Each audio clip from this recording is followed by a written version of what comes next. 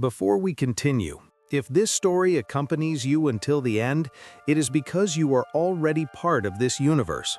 If you want the next chapters to reach you automatically, subscribe now. After that, just listen. This is not a story to be watched. It is a story to be heard. You do not need to look at the screen. You do not need to pay attention to every detail. Just let the story accompany you while you rest, work, or fall asleep. Now, take a deep breath and listen. The city had no name on official maps, not because it had been forgotten, but because it had never been authorized to exist fully. In government records, it was only a set of integrated administrative sectors, organized by population efficiency and cognitive stability. For those who lived there, however, there was another name, never spoken out loud, only felt as an uncomfortable echo in the pauses of memory: the city of the editables. For decades, the world had believed that humanity's greatest problem was pain. Accumulated traumas, violent memories, irreparable losses, and ideological conflicts had led society to a permanent state of emotional instability. Wars no longer began over territory, but over narratives. Whoever controlled memory controlled the truth.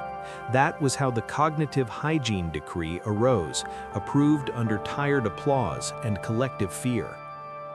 The neural implant became mandatory for all citizens from birth. Small, almost imperceptible, it was presented as a natural extension of the human brain.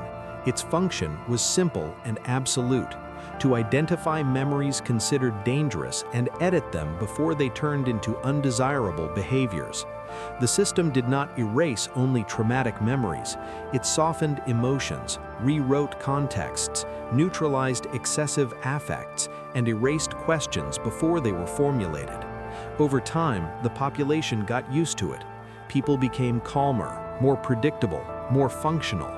There were no great revolts nor collective crises. Deep sadness became rare, doubt almost non-existent. The government declared the program a historic success. Human identity had been stabilized. Lyra was born after the decree. She had never known a world without the implant. She grew up believing that the constant sensation of emptiness was normal. Work, sleep, eat, repeat. Her job as an archivist of historical data was considered irrelevant, almost symbolic. She organized old records, filtered statistics and information already approved by the system. Nothing there should awaken emotion. Nothing there should provoke reflection. Even so, from a very young age, Lyra felt that something was wrong. There were holes in her childhood, people without defined faces, emotions that appeared without associated memories. Sometimes she woke up with her heart racing, as if she had lived something intense during the night, only to realize that she could not remember anything. The implant classified this as oniric residue. She accepted it, but never convinced herself. It was during a routine maintenance in the underground archives that everything changed. An old corridor, outside the normal flow, caught her attention. Systems marked as deactivated were still consuming minimal energy. Curious, Lyra accessed the terminal. What she found there should not exist. An old server, forgotten but active. The files were not reports nor numbers. They were memories, raw, complete, intact. Millions of them, each one labeled with anonymous neural codes. Ordinary people, entire lives, memories of love, fear, revolt, pain, and hope, all had been classified as dangerous and removed from the minds of their owners. The system did not destroy memories, it stored them. Lyra spent days exploring the server in secret. Each access deepened her understanding and eroded her notion of identity. She noticed patterns. Certain types of thought were always removed. Political questioning, intense affective bonds, sensations of injustice, ideas of resistance. Cognitive hygiene did not protect, it shaped. Then something caught her attention. Some neural signatures repeated.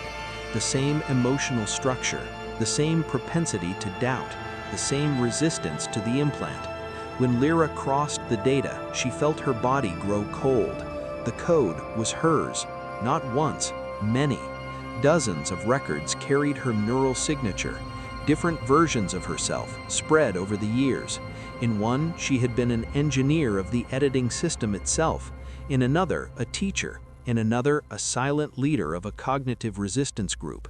In all of them, she had discovered too early that the control of memory was the true core of power. In all of them, she had been captured, edited, reprogrammed, reinserted into society with new memories, new names, new functions. Always useful, always obedient, always erased.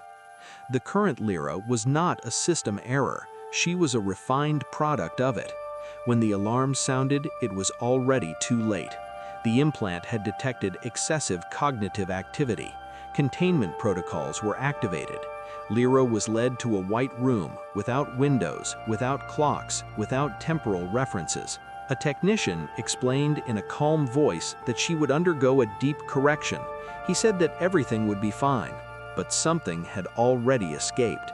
Before being taken, Lyra had copied fragments of the server, small, strategic, almost imperceptible, not by conscious planning, but by recurring impulse, a habit that all her previous versions had shared, to spread seeds.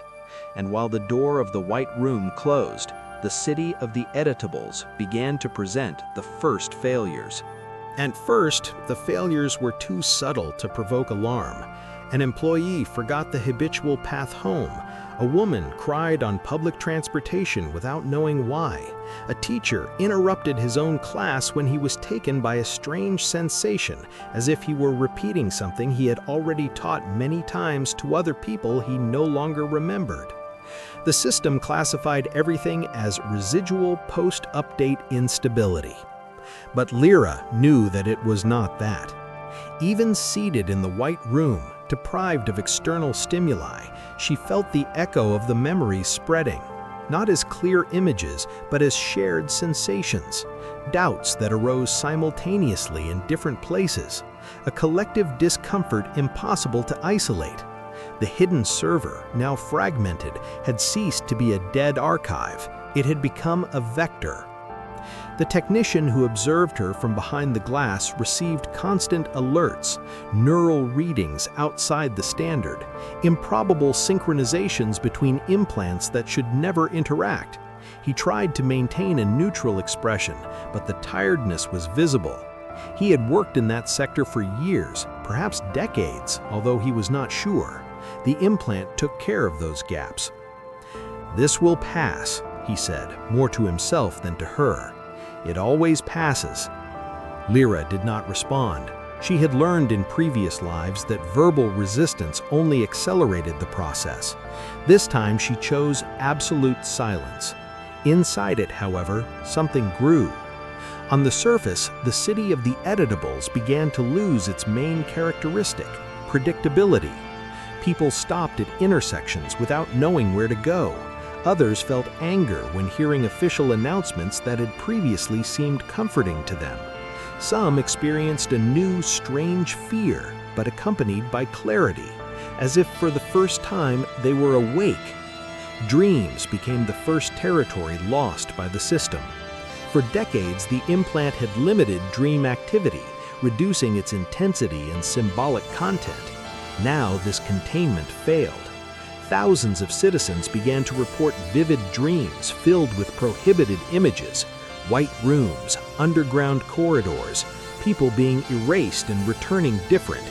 In many of these dreams, a constant presence appeared, a woman observing everything in silence, with a gaze that seemed to cross identities. Lyra. The government reacted as it always had, not with explicit violence, but with language. Official announcements flooded public channels. Reassuring messages repeated that the instability was temporary, that the human mind, when confronted with excess information, reacted with confusion, that the system was functioning. But something had changed in the way people listened. The words no longer fit perfectly. There was a mismatch between what was said and what was felt. For some, the messages sounded empty, for others, threatening. The implant tried to soften the dissonance, but the overload made each adjustment less efficient. In the sublevel, the hidden server began to respond in an unexpected way. Old routines created as redundancy in the early years of the program were activated automatically. Cognitive backups, cross-connections, protocols that should never operate on a large scale. The system had been designed to edit individual memories, not to deal with a collective return of the past. Identity, after all, is not an isolated file. It is a network. In the White Room, the technician received the order to initiate the final protocol, deep reprogramming, a rare procedure reserved for cases considered irrecoverable. Lyra's implant would be reset at basal level, erasing even the residual traces of previous versions. He hesitated for an instant. He could not explain the reason. Perhaps it was just fatigue. Perhaps it was something more, something that the implant had not been able to erase completely. "This will be uncomfortable," he said, avoiding looking at her directly. When the protocol was initiated, something went wrong. Lyra's implant did not respond as expected. Instead of isolating her neural activity, it opened a channel, an old vestige of the system itself, created in the first tests as a safety measure against total failures. A channel that connected multiple implants simultaneously, allowing transfer of cognitive states. For a brief moment, Lyra ceased to be just a body contained in a white room. She became a point of convergence. All previous versions of herself aligned. The engineer, the teacher, the rebel, the architect of the system, the prisoner, the archivist. Not as conflicting voices, but as a single expanded consciousness, finally coherent. And then she transmitted. Not words, not orders, memories. The first edit, the fear upon waking up without knowing who she was. The confusion of loving someone and feeling that love disappear without explanation. The anger at realizing that questions were considered dangerous. The pain of being erased repeatedly and still continuing to exist. Thousands felt this at the same time. The city of the editables entered a silent collapse. People fell to their knees not from physical pain, but from the sudden weight of their own history. Artificial identities began to crack. The system tried to react, but it could no longer distinguish what was noise and what was truth. Without control of memory, the government lost its main instrument, and without it, obedience ceased to make sense. As alarms sounded at levels that no one could interpret anymore, Lyra's presence spread through the still active connections, not as a leader nor as a goddess, but as living proof that the past had never truly been dead. It had only been waiting to be remembered. The collapse did not come with explosions nor with screams. It came with silence. For a few minutes, perhaps hours, no one in the city of the editables knew exactly what to do. People remained seated on the ground, leaning against walls, standing still in the middle of the streets. They were not in panic. They were too busy trying to organize what was returning. Forgotten memories, annulled decisions, versions of themselves they had never known they had been. The central system still functioned, but now it operated blindly. Its algorithms tried to classify what was happening as a technical failure, but the truth escaped the metrics. That was not an error. It was restitution. In administrative buildings, authorities repeated procedures learned and forgotten countless times. They tried to issue announcements, but the words no longer held up. The language of control depended on aligned minds, and they no longer were. Each official sentence awakened contradictory memories in those who heard it. Each order seemed absurd when compared to the weight of the newly recovered past. The technician in the White Room observed the monitors in silence. Impossible readings filled the screen. Neural connections opened in patterns that were not in any manual. He realized with uncomfortable clarity that this was not the first time he had been there. Fragments of other sessions arose in his mind. Other bodies, other people seated in that same chair. Other orders obeyed without question. For the first time, he felt shame. Lyra remained motionless, eyes closed, but her consciousness was far from that body. It had spread too much to fit in a single place. She felt the city as an open field, filled with echoes.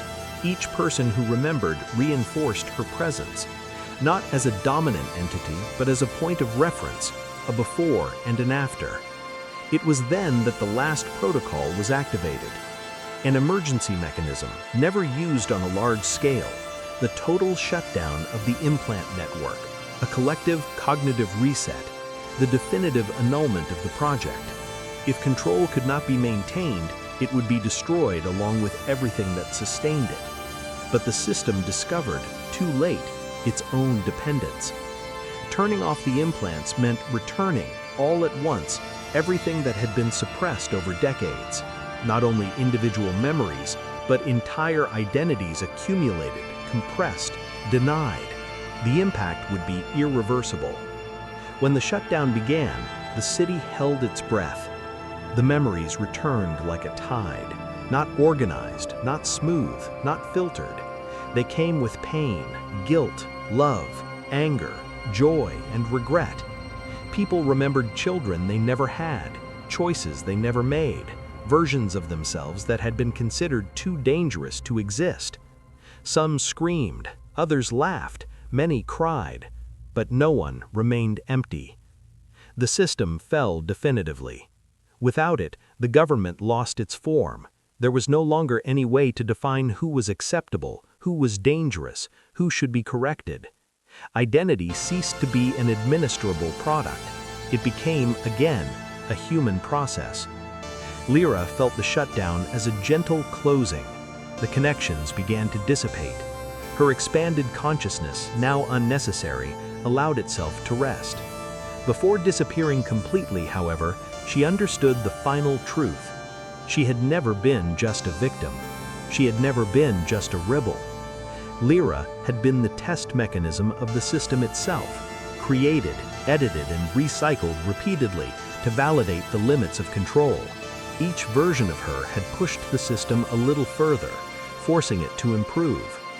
The government believed it was taming a recurring threat. In truth, it was feeding its own failure. Each reprogramming had made Lyra more adaptable, each erasure more resistant, until inevitably she had become the exact point where control no longer worked, not by force, but by persistence. When her body was finally shut down, there was no ceremony, just an automatic record marking the end of an instance. But Lyra no longer needed to exist as an individual. Her function had been fulfilled. The city of the editables did not fall that day. It transformed, slowly, painfully. Rebuilding identities took time. There were conflicts, there were losses, there were mistakes, but there was also something that had not existed for generations: choice. For the first time, people could decide who they were, even if it hurt, even if it was confusing, even if it was imperfect. And the world went on, no longer clean, no longer stable, but true. Some stories are meant to pass, others to stay. If you want more stories like this to find you, subscribe to the channel, and when you are ready, watch the next video. The story continues.